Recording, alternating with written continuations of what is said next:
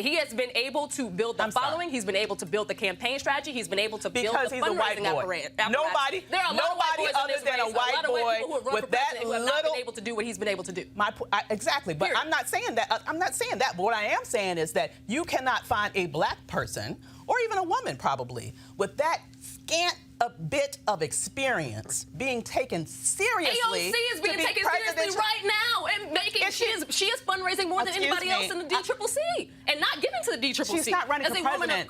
You're bringing that out of left field. No, what I'm saying is that you said nobody has ever run. She ran with zero experience. She was a bartender. You're not listening to what I'm saying. I'm saying run for president of the United States, not run for any office. That's not what the point is.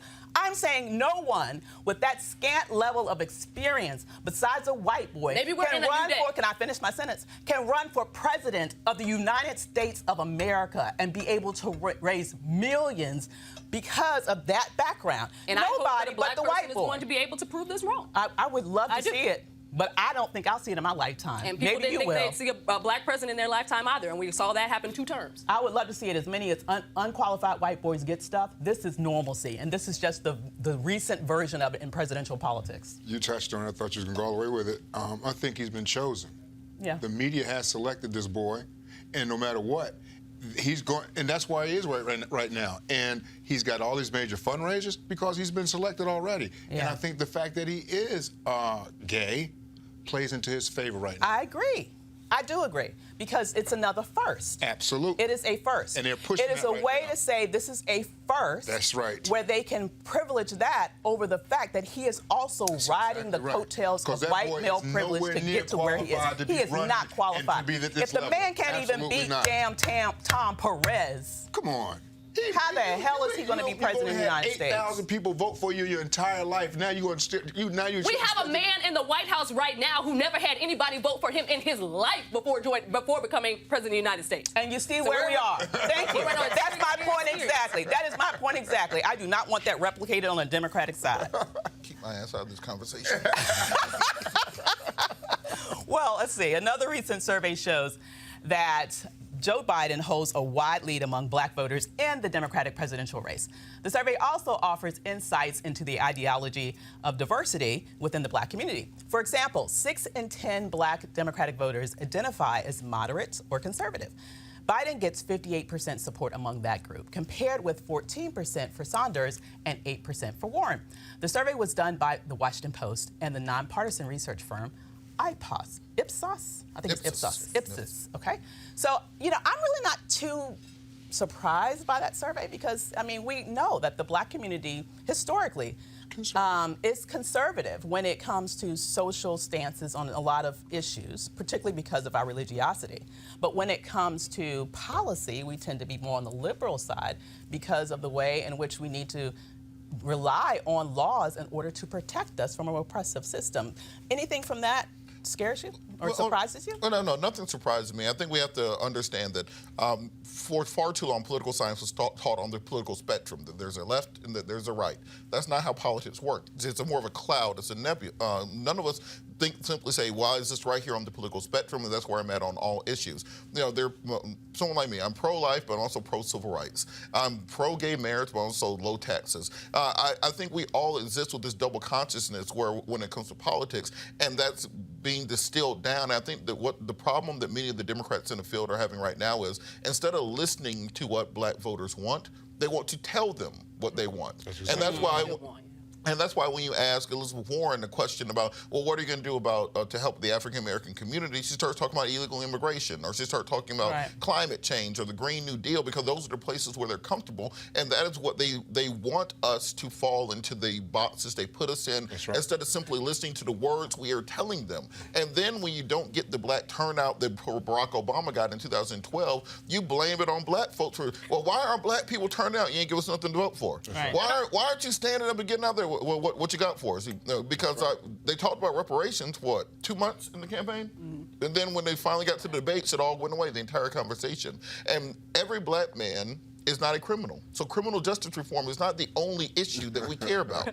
We have economic issues, we have family issues, we have social issues, we have all sorts of things that we would like to do that don't involve prison. So if that's the only campaign talking point that you have, if the minute that someone says black people, you think criminals, That's your problem right there. I would be interested in seeing the crosstabs for that Ipsos poll, just because what we do know is that, by and large, African Americans have always been more conservative on social issues, as you spoke of, but also as it leans towards their religiosity. But it takes a major break when you're talking about Gen X. When you're talking about Gen Z. At the end of the day, like, the younger you go, the more you see a further push to the left. And a lot different from the generations that are beyond us. So I do think that in terms of how a lot of the candidates are looking at the political sphere around black people now, it is more so towards this up-and-coming generation of black people, a lot younger black people, than they are looking at your traditional African-American voters, who have not changed that much in terms of the policies and the platforms that they stand for. But the thing is, real quick, everybody's liberal when you're young because you ain't got no real bills. Yeah, but you ain't paying them back yet. You get a mortgage, and all of a sudden you start believing in the laws a lot more. You get some property that's going to get stolen. We need more cops all of a sudden. You know, so you get more conservative as you get older. So yes, of course, Gen Z right now is very liberal. Let's take everybody's money and build a unicorn castle or something. Like, no. But when it's your money, they take you. Like, hold on real quick. What are we spending $50 trillion on what?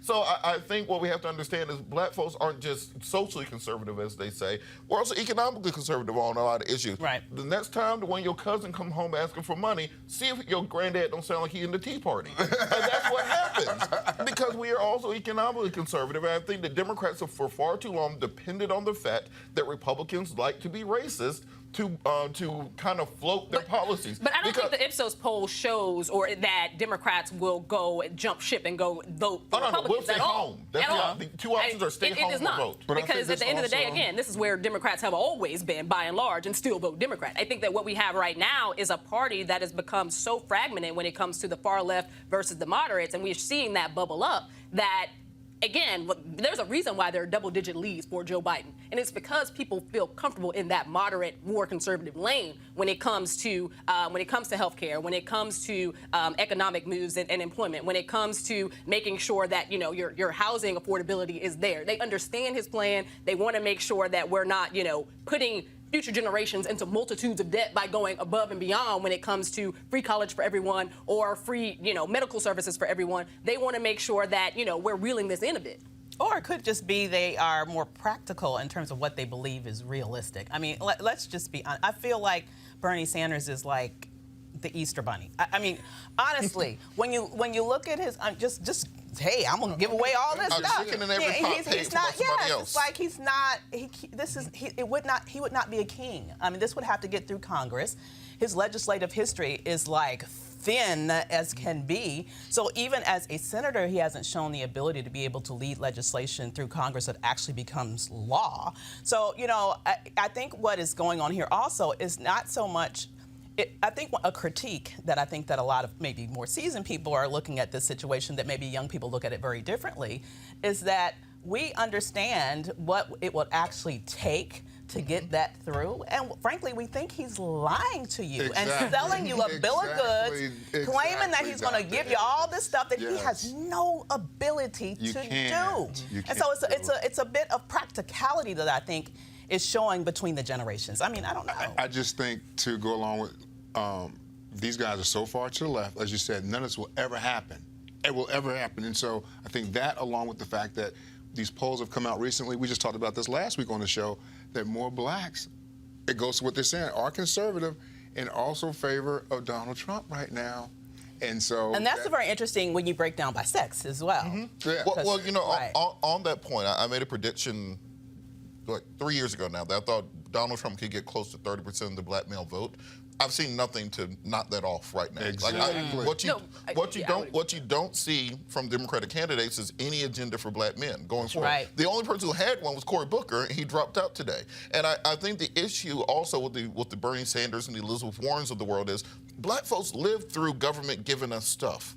a lot. We lived through government cheese. We lived through welfare. We lived through public housing projects. We don't really like that much stuff being run by the government because it's usually not the best thing on earth. So when you have a candidate like Donald Trump who's talking about opportunity zones, who's talking about criminal justice reform, who has record low black unemployment, who has record high stock market, your 401k is doing great, and then Bernie Sanders is saying, I'm going to take all that away. I'm going to give you government housing again.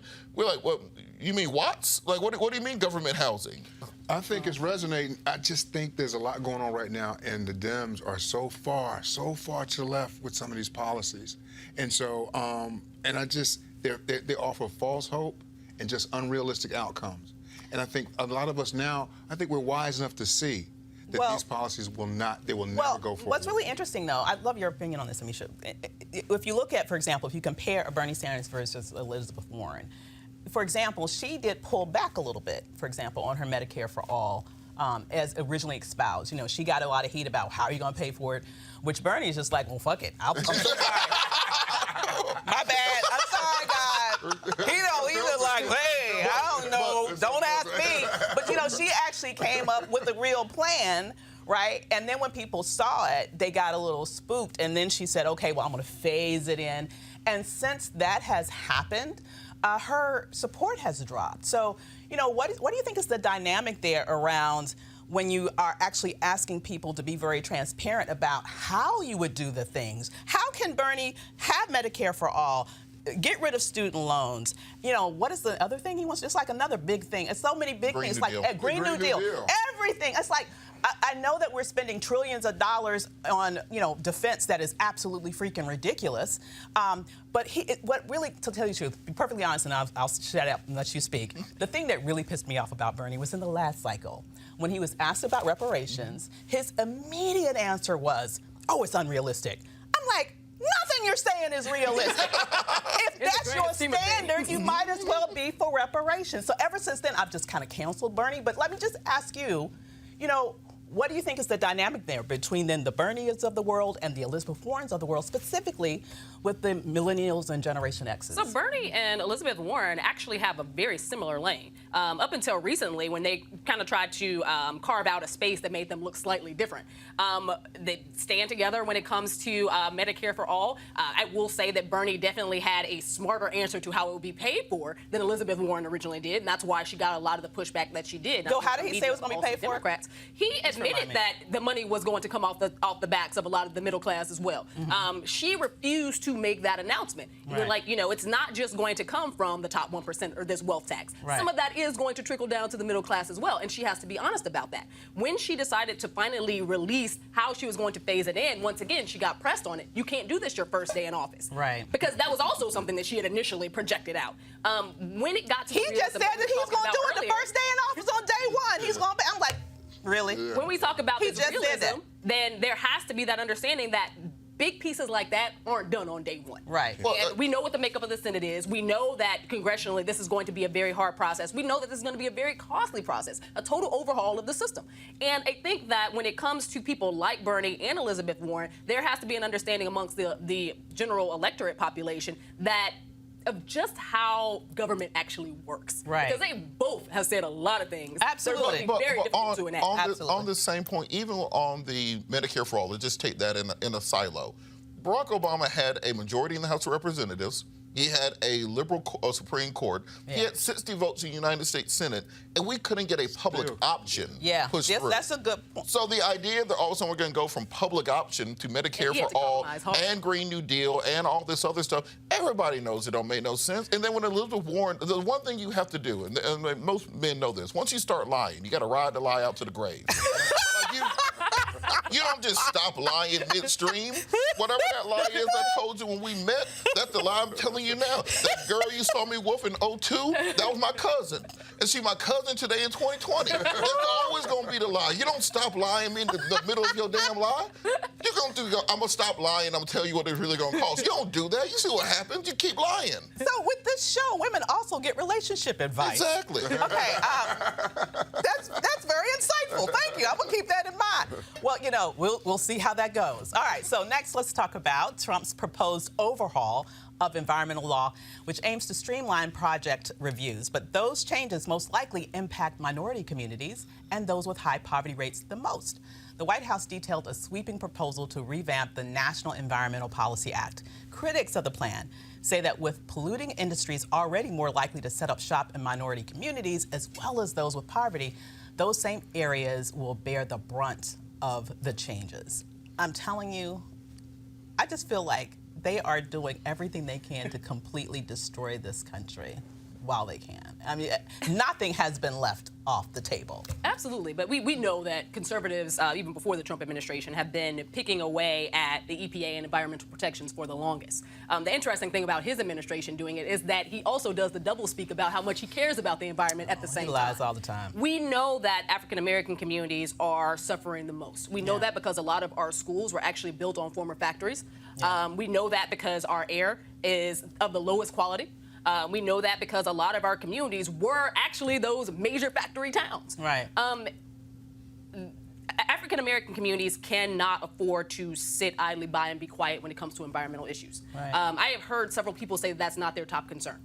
And I can understand that from an economic perspective. If you're an African American in this country, oftentimes people don't tie those two together. But from a health perspective, because healthcare does happen to be a top priority for them as well, environment ties very logically into that. When we're talking about asthma, when we're talking about all of these child respiratory issues, when we're talking about mothers who have their children early, the pre-birth, the birth rates in terms of the weight at birth, and them being lower now than they were a generation, 2 generations ago. All of that goes back to a lot of our failed environmental policies and environmental action that has not affected the black community at the rates that it should have. And I think that this administration, first and foremost, doesn't care, but also we have to inform the black community more about the direct cost of not getting involved in environmental action. I think there's space between saying someone doesn't care about the environment and also some of the more extreme environmental regulations that we're hampering business. Let's understand that if you gave the California far-left liberals control of all the environmental regulations, gas would be about $25 a gallon right now. Let's understand that they had waterway restrictions, where if you had a farm that was way off of a public waterway,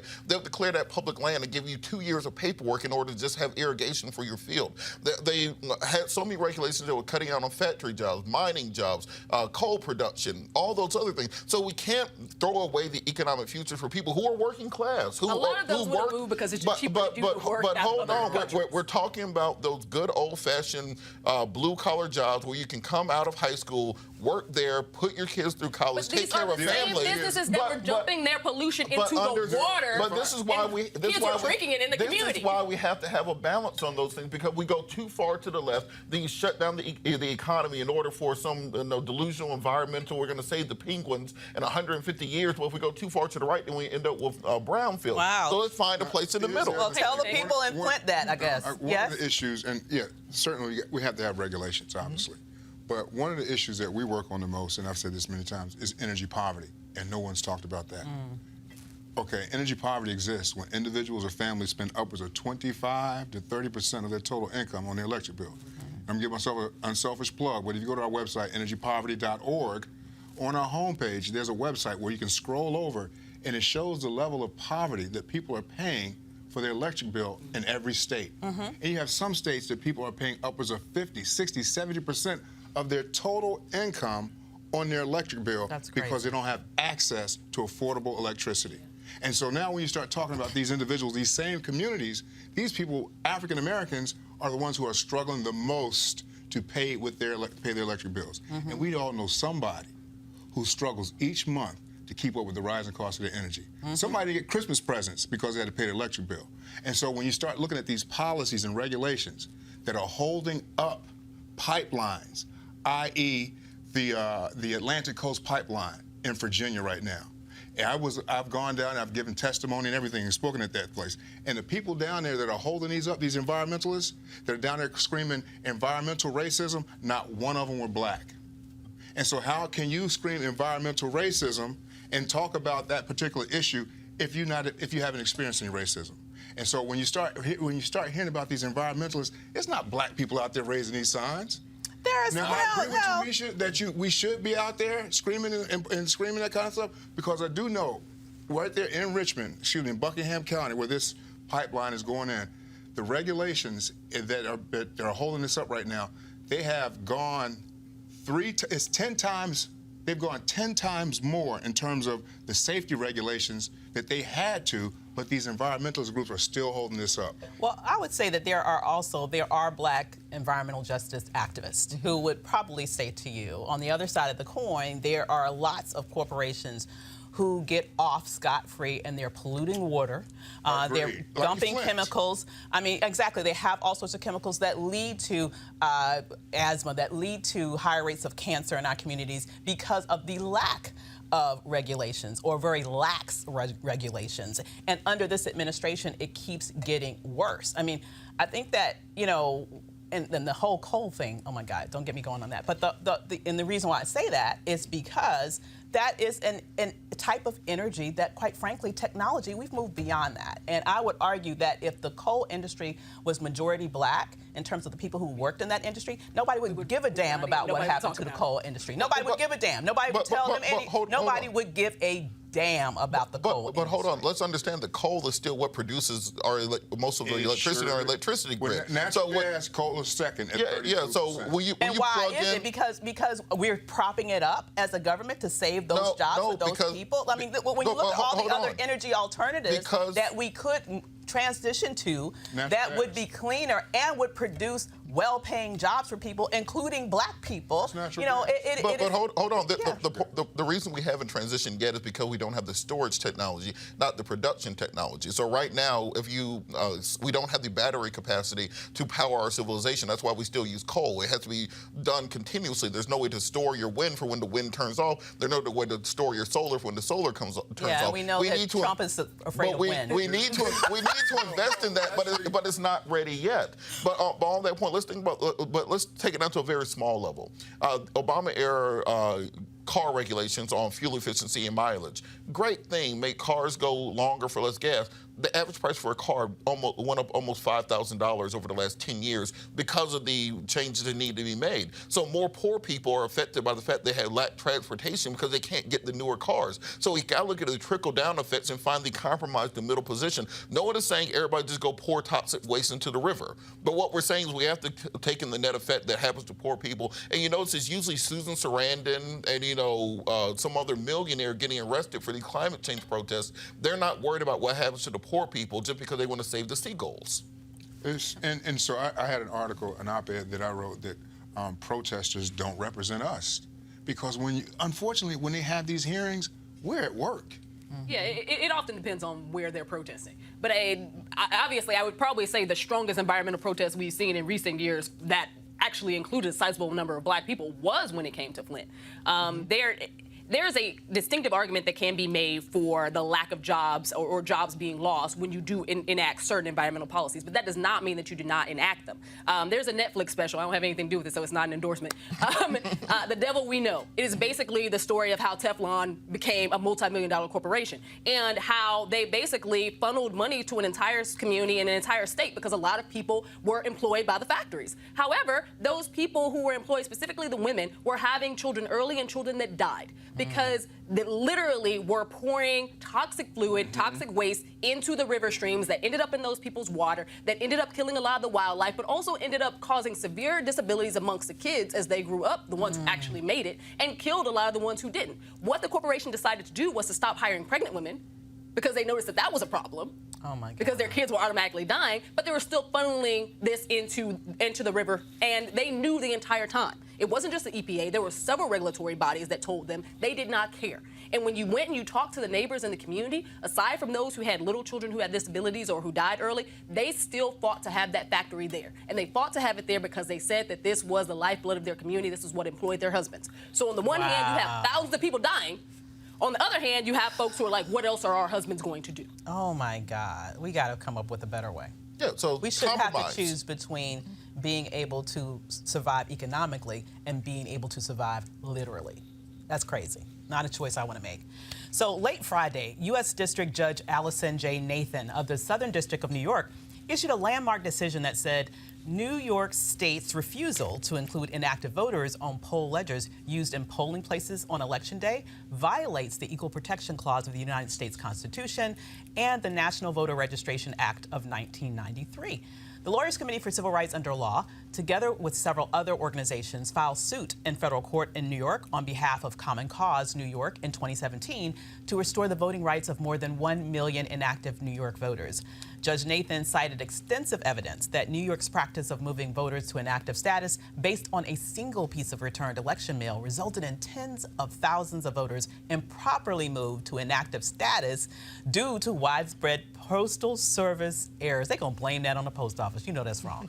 The judge found that the refusal to include the names of inactive voters on lists used at polling places caused disenfranchisement, confusion, and delay for voters across New York. This is another victory for voters. Oh my goodness. So, you know, it's really interesting to see what's going on with voting rights right now anyway. I mean, it's good to have something that's maybe a victory because actually there have been so many things that has gone wrong, millions of people all over. I think that this next election will come down to not just turnout, but just the level to which the voting polls have, the voting rolls have been purged in key states across this nation. Well, this is why the issue of voter education is so crucial, because we have voter purges. I'm from Georgia. We have a voter purge in Georgia, Wisconsin. But the way the solution to a voter purge, one is fighting it through the court, but also to educate the electorate that to understand whether or not you're in active status, to not just look out for this mail. The best way to not be purged is to vote in more elections. So I think that's the information we have to get out to people, to not just wait for the presidential election to vote. Vote for dog catcher, vote for county commissioner, vote for whatever comes up. We have elections all year round in most municipalities, and we get more people in the habit of voting and not simply waiting for the major elections, then we have far fewer issues. No, I think that absolutely makes sense because people like to point towards the voter purges in some of the hard-fought states, but to be frank, voter purges exist in 45 states right now. Doesn't matter whether they're conservative or liberal states, they exist. At my home state of Illinois, the place where I vote, we have them as well. They will send you something in the mail. If you haven't voted in the past 3-4 elections, you're going to get a reminder, hey, you might want to sign up, or you might want to go and, you know, check, see if your address and everything is correct, because you go next time, you might not be able to actually vote. So I do think there's something to be said about Americans in general voting beyond just the presidential election, and also understanding that just because you registered to vote that one time doesn't mean that when you show up 15 years from now, everything may not be in the clear. Yeah. It may be, it may not be, but you might want to vote a little bit more actively. It's just interesting, though, to me that in America it just seems like we go out of our way to make it hard for people to vote than we do to make it easy for people to vote. I mean, you know, if I decide tomorrow that I don't want to drive my car for 3 years, I should still have my license, and I do still have my license. We are way too concerned with voter fraud, even though it's in less than 1% of cases that it actually happens. And I think that we have put so much in place to restrict it and to make sure that we diminish it, that, again, this 1% that we never actually see happen anyway. When it comes to voter fraud, we continue to make more and more laws and regulations around it when it's actually not something that is actively happening. Agreed. And I think the bigger issue is, and I go back to what Robert is, it's education. Folks need to understand that if you don't vote, you're going to get purged. That's the laws in 45 states. And so we have more power with our vote on local levels than we do on a national level. And so if people could just get that understanding and get out and vote, like you said, even if it's dog catcher or whatever But here's the thing, it's a big picture. I agree with you, but it's the big picture that we don't value and we don't support voting, because it's easy to say people should get out to vote. But if you don't have control over your schedule, if you are just trying to make it and the only time the poll is open, you have to be at work and you're told if you don't show up, you're going to lose your job. And it's the reason why people don't vote. It's not that they don't care all the time, which I think is our faulty assumption. If we had voting on holidays, if we had it on weekends, we would have more people voting. We go out of our way to make it hard for people to vote in this country. If we elevated the importance of races beyond the presidency. Right. Because at the end of the day, a lot of people only show up to vote for the presidency because they see that as the top priority and the one that's mattering the most.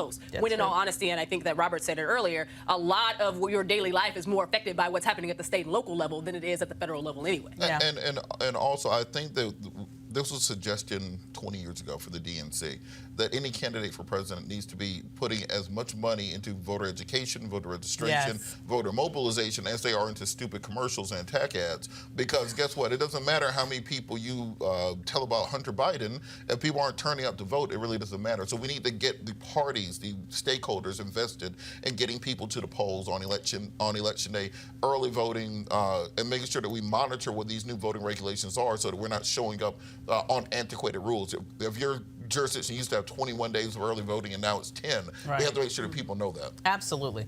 So we'll continue the discussion right after the break. You want to check out Roland Martin Unfiltered? YouTube.com/Roland S. Martin. And subscribe to our YouTube channel. There's only one daily digital show out here that keeps it black and keep it real. It's Roland Martin Unfiltered. See that name right there? Roland Martin Unfiltered. Like, share, and subscribe to our YouTube channel. That's youtube.com/Roland S. Martin. And don't forget to turn on your notifications so when we go live, you'll know it. You want to support Roland Martin Unfiltered? Be sure to join our Bring the Funk fan club. Every dollar that you give to us supports our daily digital show. There's only one daily digital show out here that keeps it black and keep it real. It's Roland Martin Unfiltered. Support the Roland Martin Unfiltered daily digital show by going to RolandMartinUnfiltered.com. Our goal is to get 20,000 of our fans contributing $50 each for the whole year. You can make this possible. RolandMartinUnfiltered.com. A 25-year-old black woman in Milwaukee reportedly waited more than 2 hours in the emergency room and then left the hospital to find better care and died. Unfortunately, she didn't find that care, it seems. Deshauna Ward went to Fartard Hospital with tightness of breath and chest pain, but her family said she was not under any monitoring while sitting in the waiting room. According to the medical report, hospital staff checked Ward's heartbeat and it appeared normal. The chest x-ray, however, showed an enlarged heart. She was already told about her enlarged heart when her baby died during pregnancy, the medical report stated. The family said she asked to stay in the waiting room after the tests. While she waited to be seen by a doctor, Ward posted on Facebook, "I don't know what they can do about the emergency system at Fartard, but they damn sure need to do something. I've been here since 4:30. Something for shortness of breath and chest pains for them to just say it's 2 to 6 hours wait to see a doctor." Wow. Like, that is really effing ridiculous.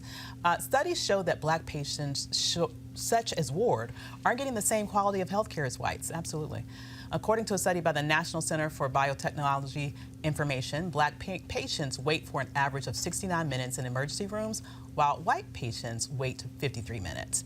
You know, this isn't, unfortunately, it's not new news. No, it's not. No, I think anybody who's been to an emergency room at any point in life knows how this story goes, know how it works. If it bleeds, it leads. So they do triage care in emergency rooms where somebody's coming in with a gunshot, they go to the front of the line. If you say you have shortness of breath, if you say you're dizzy, something along those lines, they put you into the waiting room. But chest pains is supposed to be priority. It should be, but I think we have to understand that because African Americans are in large part a urban population. We live in major cities. Not many of us living out in Iowa or New Hampshire. We're mainly in Chicago, New York, D.C., Atlanta, places like that, where you're going to have the longest waiting areas. We have to go back to the concept of community doctors and community hospitals.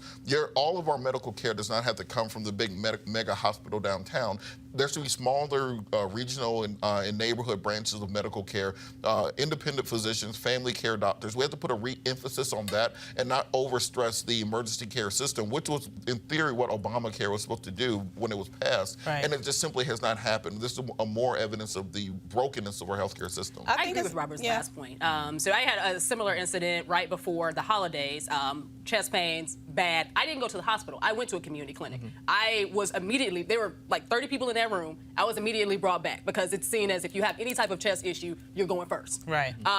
They went through, they did the EKG, they took blood, they did everything. And turns out I was having a panic attack, not a heart attack, and didn't have a heart problem. Yeah, but that feels like a heart attack. I didn't know what it was, and I always read if something's going on right there. You did the right thing. Don't sit back and wait. So I do think that there's something to be said about, you know, the value that we need to start placing and the funding that we need to start placing at the community level, so you do have more of those clinics available. Because most of our people, when they have an issue like that, they're going to go to the hospital. Right. Period. Yeah. And to Robert's point, because we are located in most urban communities more so than anything else, you are in that waiting room with sometimes 75, 80 people, more than that. I've been to hospitals in Chicago. They're always packed. And because, you know, we have a lot of gunshot victims, obviously that's going to take precedence over a ton of other things. But I'll also say that when it comes to hospitals, sadly, you know what else takes extreme precedent? What your insurance look like. Exactly right. So depending on what that is, regardless of what you come in with, you may be in there longer than you probably should be. Yeah, yeah. You know, and I think the problem, though, isn't just the wait. The reality is we need more black doctors, period. Because there's been a lot of studies that have looked at the level of discrimination, quite frankly, that black patients experience under medical care. So, for example, a black child comes in with a broken arm, a white child comes in with a broken arm, a black child is less likely to even be given pain medicine. You know, we can exhibit the very same symptoms, but we aren't treated as seriously. If, for example, if she was a white man in there with chest pains, he probably would have been seen quicker. You know, there have been studies that have shown the level of bias even among doctors, even among people who have taken the Hippocratic Oath, that's shown to black patients. You know, to me, we need to think about how can we make sure that we have more doctors that look like us. My question here isn't the time, though. It is that they saw that she had an enlarged heart. At what point do you not treat someone when they come in with, that's a serious medical condition? Absolutely. Chest pain. No, I was just going to say chest pains for sure, but I was going to add to it, it doesn't matter the age either. Right. My mother-in-law, 83, was in Washington Hospital Center over the holidays and sat in the emergency room for over 3 hours.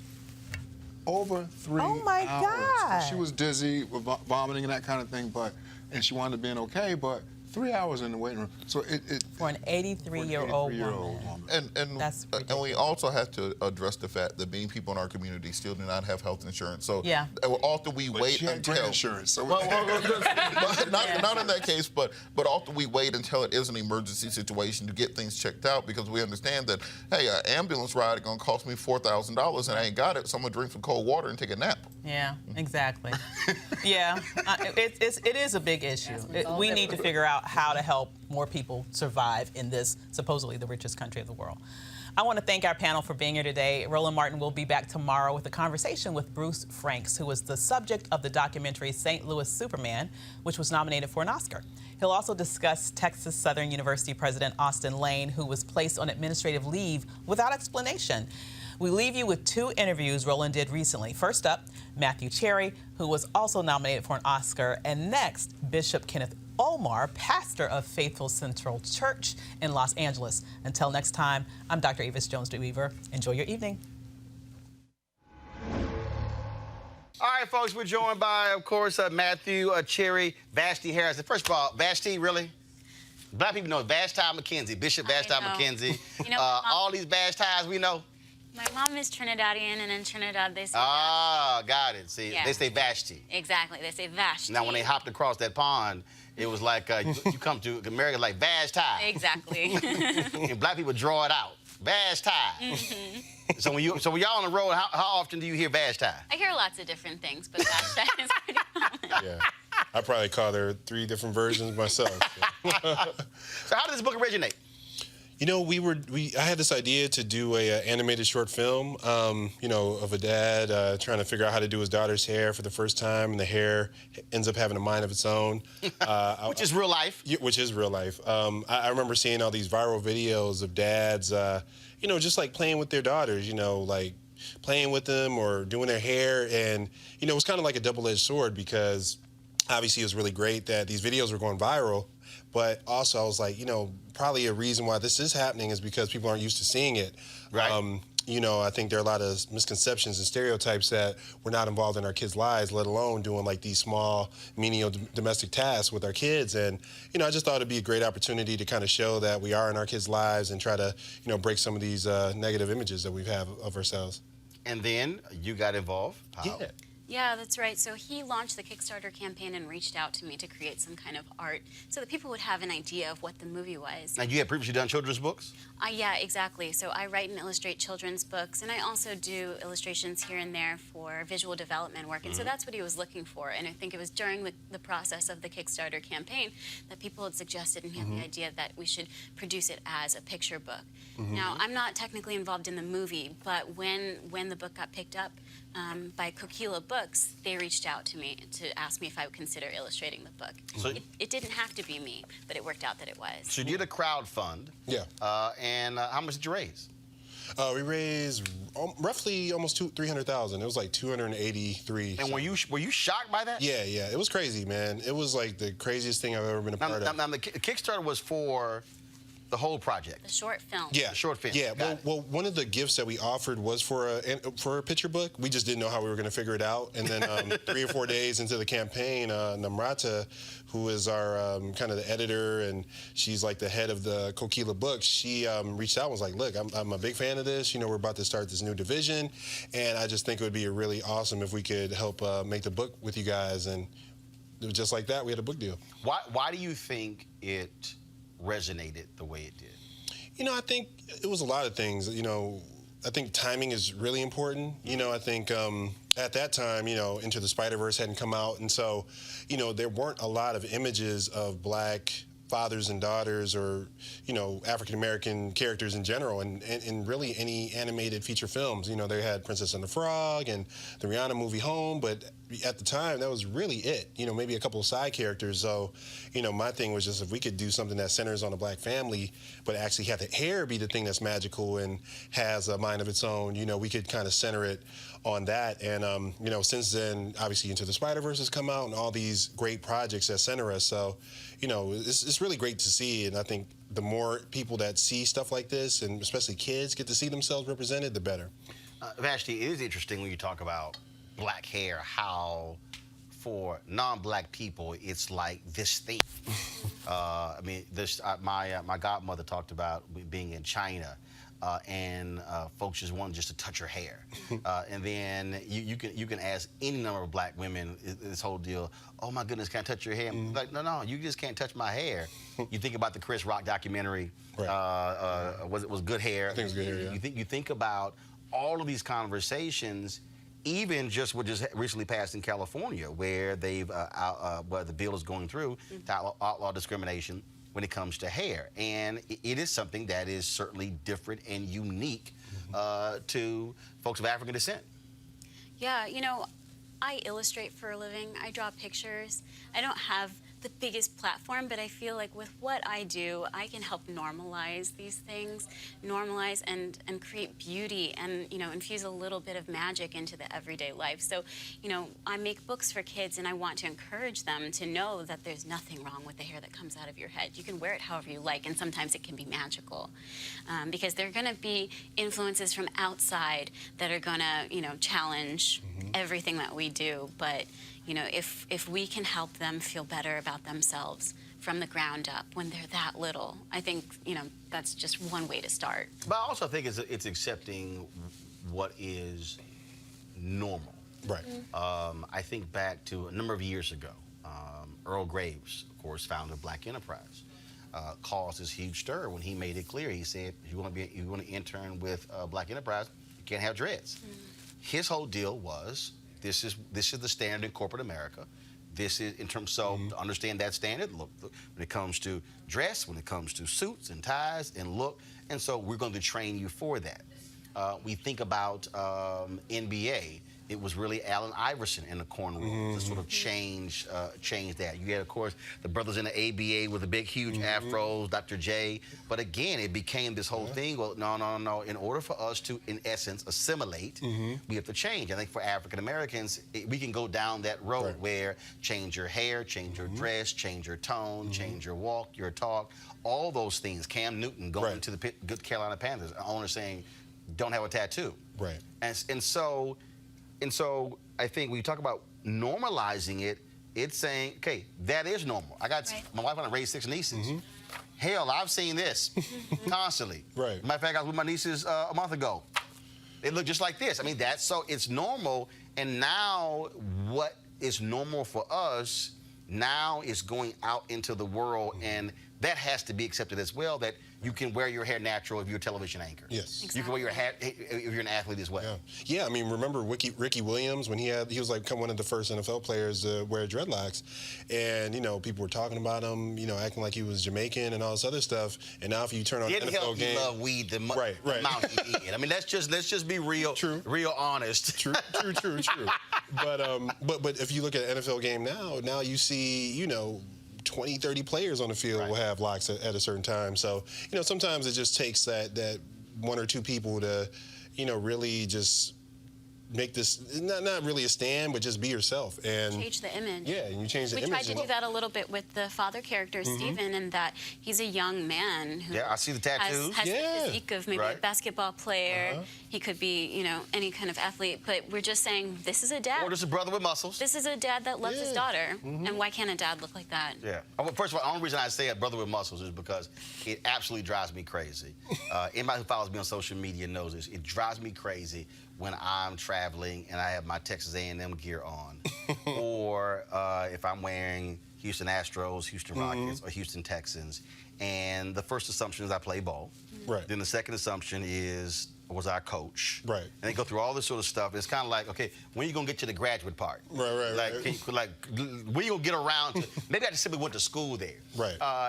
So I'm a huge advocate of trying to get white folks to understand. Stop this perception that if you see somebody black who you think is muscular or could play ball, don't assume that. Right. And say, wait a minute, because if you see a white guy, you don't automatically think, oh, he's a baller. Right. And again, those perceptions come in. And I think a lot of people really, as somebody, look, I've been in media since I was 14, who really don't understand the power of images. This is actually, what you're doing with movies, that's actually America's greatest export. Right. What we send around the world. Right. Well, and that's the thing, images are so powerful, and imagine growing up and never seeing yourself represented. You look at magazines, you look at TV shows, you look at movies, and you see people with lighter skin. You see people with this straight blonde hair, and you don't see yourself represented. You come back home and you look in the mirror, and that can make you feel less confident about yourself. And so all we're trying to do is just simply say, look, we see you, we think this is a very specific niche, but also it's universal in that, these are things that parents do for their kids when they love them. If there's something that they don't know how to do and the kid asks them how to do it, you're going to try to figure it out. You're going to go online and look up some videos. You're going to call a friend and try to figure it out. So that's really what the book is about, just showing what parents do for their kids when they don't know what to do and they're trying to figure it out. Have you had to deal with folks who will reject your view of reality? I've never encountered that. I wrote a book called Little Leaders, Bold Women in Black History, so it's just a book filled with the stories of black women. And I've had a few people ask me, well, why would you make a book that is only about black women? And it's not, a disacknowledgement of anything else in history. It's just saying, I want to see these stories placed all together. So I find that first people... of all, if anybody actually understands history, they'll realize who is actually being left out. Exactly. I mean, exactly. Again, I think if you ask the average person to name civil rights leaders, even historical civil rights leaders, they will go... You'll hear maybe they'll mention Mary McLeod Bethune. Maybe they'll mention Dorothy Height. You can forget Septima Clark. Maybe they'll mention Fannie Lou Hamer. Not Constance Baker Motley, not Ella Baker or Diane Nash, any of those names, because, frankly, it's largely been black men. Left out of the mainstream, exactly.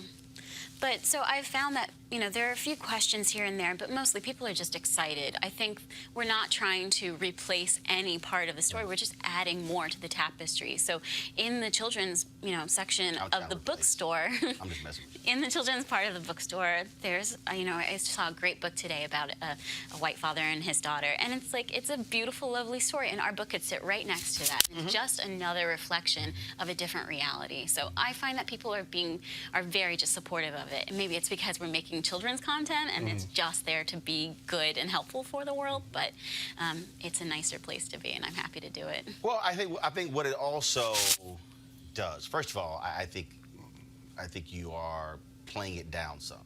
It's actually way bigger than that, because what is happening now is, and let's just cut to the chase, America doesn't understand anything unless money is attached. And we were in a meeting with the National Association of Black Journalists. We were in a meeting with ABC News, and we meet with all these different networks about their senior leadership team, and we were meeting with them talking about the black executives or lack thereof. And at one point, I said, "Well, this is the company that made Black Panther, that made more than $1 billion. And folks sort of looked at me in the room, and I said it for a reason. Because America responds to money. Right. And what is happening now is you now have a generation of black folks who will readily say, I'm rejecting that.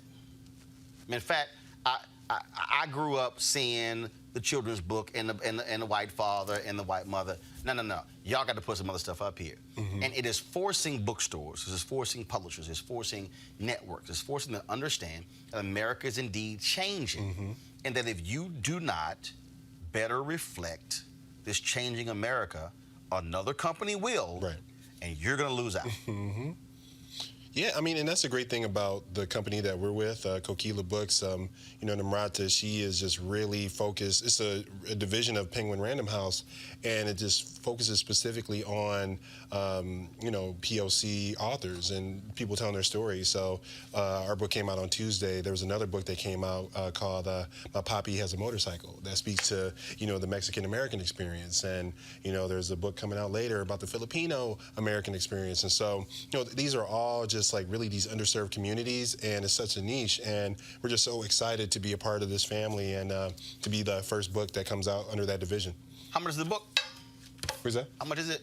How much is it? I believe at $16.99 in stores and like $10.99 if you get it on Kindle. Yeah, they looking like, I don't know. No, I mean, like, just buy the book. I just looked I at think it. it's different in different stores. Yeah. We're not sure. But. Okay. Yeah. All right, again, folks, the book is called Hair Love. Yes. Matthew Cherry, illustrated by Vashti Harrison. Check it out and get it today. Sweet. We appreciate it. Thanks a lot. Thank you Thanks so for having much. us.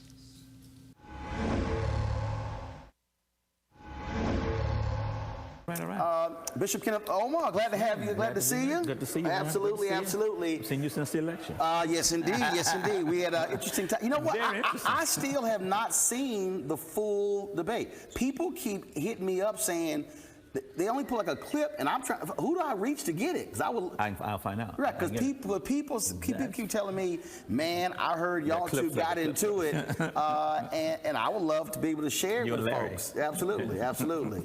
Let's talk first about where we are with the black church, but and it's not just the black church, but really what is happening on how here we are in 2019. And the total game has changed. Right. At one point, y'all bought the Forum in Inglewood. You have massive edifices, but the reality is, more and more pastors are going to smaller churches, smaller locations, multiple locations. So it used to be the people came to the church. Now the church is really going to where the people are. Exactly. Which is a significant shift, but a necessary shift, because I think with all of the social media and clicking and Facebooking and Instagram, and it's interesting because we're talking more, but we're communicating less. We have less relationships, although we have more talk. Right. And so I think there's an interesting desire for, and we're finding out in our own church, more of a desire for community, for relationships, you know, and I think that the day of at least the mega buildings. Right. And I have several friends who, when the cameras are not rolling, say, I'd never do it again if I had another. Oh no, I've actually talked to several pastors who said, I would not do this today. I would not, because now the pressure is you're trying to field 3,500, 4,000, 5,000, 10,000 seats. Yeah. Well, you know, if you've got, and I have friends like this, if you've got 6, 7, 8, 9, 10,000 seats, and you've got 2,000 people is a lot of people. Right. But if you got 8,000 empty seats, that's a whole nother situation. Well, but also I think that, and this is the thing that I think as somebody who's born and raised Catholic, left the Catholic Church when I was around 24, 25, and I've attended Baptist churches, Methodist churches, non-denominational churches. When you talk about community, I really believe that that's the one thing that a lot of churches are not focusing on, community/family. I was in the session, they were talking about the size doesn't matter, or something along those lines. And as I was listening to it, this is what I didn't hear someone actually say. I didn't hear them, they kept talking about members, but Ralph Douglas West, who was my pastor in Houston, He said, no, I focus on families. That's good. He said, if you focus on members, you can have people who are members and they're transient. He said, well, you want to attract families, and that's, I think, where also community and fellowship comes in. Very significant. And it's interesting because nowadays, even in church business, finance, that kind of thing, back in the day, they'd say how many members you have. Now they want to know either how many families, giving units, or how many people show up. I mean, I know several guys who are still using numbers. Of course, most preachers count by twos. That's a whole other conversation. Yeah. But I have friends who are using numbers that on paper. You know, I never forget one time we were in the forum, as a matter of fact, and somebody, a reporter, someone asked about a mailing list, and my office sent out our database. 22,000 people. Well, I've never had 22,000 members in my life. Right. But those are names, and like Ralph said, those people may be there, they may not be there. So I think that the unit that counts is the individual who shows up and the family.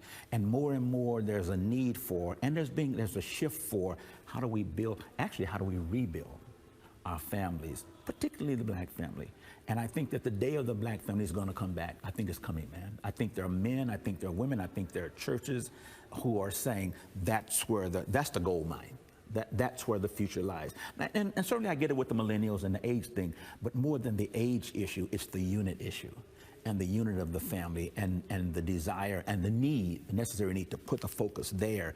And that's how you're going to change the community and change the neighborhood. How have you tried, or how have you shifted, your preaching or teaching based upon this being a different generational emphasis? Because previous generations, it was you went to church, you likely went to Bible study, it did not matter, that's how you were raised. Now we're in a total transient world where folks say, I don't have to go on Sunday, because the reality is, I got 300 sermons on my iPod. Right there. I can literally pick up my computer and I can watch a church service at any time I want, at any moment I want. So I don't have to do that thing. That's good. Which is interesting because in a sense that is anti-community or counter-community, in other words. I can do that in my home, and I have members who do that at their homes on their computer or whatever, and they don't come to the building. I have a friend whose online campus. I have a friend whose online campus raises more money than they do the people who come. I have a friend who raises $100,000 a week from people who don't even step foot in that building, which is interesting because on one hand you're saying people want community. On the other hand, they're watching your program, eating, drinking coffee in their pajamas. But okay, so let's deal with that. So, if the church is advancing this idea of community, what that also now means is that preachers, board of trustees, church leaders are now going to have to understand the technology community. Yeah. So how do I create community? And so in essence, if those folks are on there, so you have your Facebook, you have your YouTube, you have your Periscope, you have your Twitter, you have all these different social media. There was a Bible app. All of a sudden, I started getting these friends requests on the Bible app. And I'm like, well, hold up. I ain't download the Bible app. I said, I got friends requests over here. But the reality is, that's all the people who have the app. That's a community. And so the challenge now also is, okay, how do churches now think like technology companies to build communities online? And that's what we have to learn. That's part of the shift we need to make. And I think to ignore that is to ignore the possibility of expanding the kingdom and reaching. I taught a seminar on preaching like 2 months ago, and in that seminar I was saying to the young theologues, the young preachers, pulpiteers, I said, I am on my 5th preaching style. I was introduced in Chicago as an OG, so I guess I'm one of the old dogs now, And so, but I've shifted. I'm on my 5th style now. I mean, the things that the people, guys who were my mentors, Spalding and Holland, it still works in some places, but the group that I'm trying to reach and the group that I'm called to reach, it's a different approach. Number one, it's a different content. It's a different approach. It's a different content. Right. I have to ask myself, how portable is what I'm saying? Right. How transferable. It's what I'm saying in this building going to help that person who joins us in worship every Sunday from London. How am I going to help that person in London? What am I doing here? Which means now there's got to be a different focus, because the original focus was come to the building, come hear my choir, come hear my preacher, come to the building. Which is interesting, because Jesus never said come, he said go. Right, and that's the piece where I remember there were people who, I was one of the early adopters to social media, and all the number of people who what are you doing tweeting in church? And I said, I remember at the time, so I probably may have had 300,000 followers. Now I've got about 520 plus thousand just on Twitter. Wow. I got 1 million on Facebook. Wow. And I said, do you realize that when I send one tweet, I said, at that time, I said, it was going to more than 1 million people. Yeah. I said, I don't know who's watching social media in that tweet. I said, secondly, I take copious notes of sermons.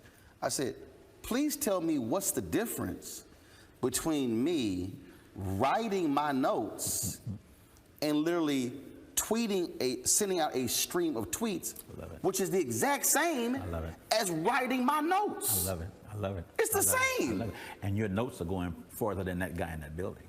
And in fact, what I used to actually, I would type my notes in my notes section, and then as soon as church was over, I would immediately upload the whole sermon notes to my blog, which would then go out. Well, then I said, well, you know what, people are not necessarily going to read just the whole blog, so I just said, I'm just going to start just tweeting. And these people were getting all upset. Matter of fact, I was in a church, and the pastor got upset, and I had to check him. I'm like, do you understand that all these folks were seeing it? Now you bring in live streaming. Right. So now I can then say, if you want to watch the sermon, go here. Josephine Baker's signature song was "The Times They Are A-Changin'." And then there's a passage in Scripture that talks about a tribe in Israel. And the most significant thing we know about that tribe is they had an understanding of the times. And if we, church, pastors, leaders, whatever, if we don't understand that these times are a-changing, this train will have left us. The people that we could help, we'll never reach, because we don't know how to communicate it. We don't know how to have a message that goes beyond these four walls. And if we don't, again, we're going to die on the vine.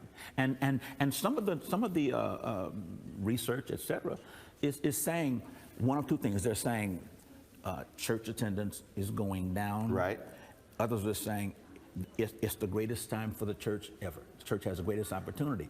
But it's not going to have the opportunity if it still operates the way it did down in Mississippi, and no problem, Mississippi. Right, right. But in terms of in rural areas, down home. It's a culture that has to change, man. And that culture inside the church must change in order to reach the culture outside the church. How do you deal with people who say, okay, you said you're in fifth preaching style. How do you deal with people who say, no, but I need you to change what you talk about, because you have people who are single, who don't want to hear messages about shacking up. Right. You've got people who are gay and lesbian who do not want to hear certain passages of the Bible. You got people who say that those passages are wrong. You got people who say, oh no, women should be able to preach and teach.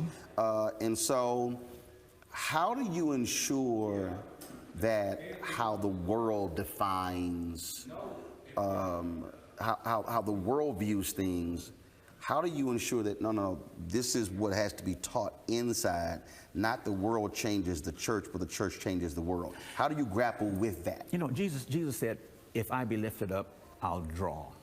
If you lift, I'll draw. So the church lives in this tension between lifting and drawing, and it will often have to make a choice. It will have to make a choice between it will lean too far to the lifting, the orthodoxy, the non-negotiable, whatever, on this side, to the point where it's not attracting anybody. And the church is going to die, the message is going to die, etc. On the other hand, if we flip way to the other side, then at some point we're going to be asking, what are we going to say? What are we going to say? So I think we have to live in that tension. I think the reality of where Scripture is and what Scripture says, it's like the message cannot change. But how do you change the myth? How do you present that? How do I mean, this coming Sunday, I'm doing a thing on David. And I'm talking about how this great man was an adulterer, was a liar. You know, what does God do with people who are adulterers? Whatever other term you want to use. So I can't talk this judgment without talking this grace. Right. I better get to the grace, or we all out of here, you know. But so it's the tension that I live in of not either or, but both and. Got it. And that's tough sometimes. Tough calls sometimes, man. But it will always put me in that place. Now, which way am I going to lean? This way, or am I going to stay in the middle and try to do both? And sometimes you'll hit it and sometimes you'll miss it. Absolutely. Well, all the folks who watch do understand that when I'm in Los Angeles and I get there in time, that's the church I will drop by, because one, it also helps. They close to the airport. Right in the airport. So when it's like I can land, it's like, oh no, I'm not far at all from getting there in time. But you know what? And this is not a pat on the back, but it is though. Your perspective of media, of journalism, etc. You walk that line, man, and it's a gift. It's a gift, and you and I don't, because I'm on the outside. You know, I know other journalists, etc., who are unapologetically on one side or the other, and I get that. But you have a unique gift of being the voice of Black America, not monolithically, but as complex as it is, as diverse as it is, and you're fair. You're fair, man. I appreciate it. Well, always good chatting with you. Bless you, my brother. I appreciate it. Thanks a lot. Stay on the wall. All right. God bless you.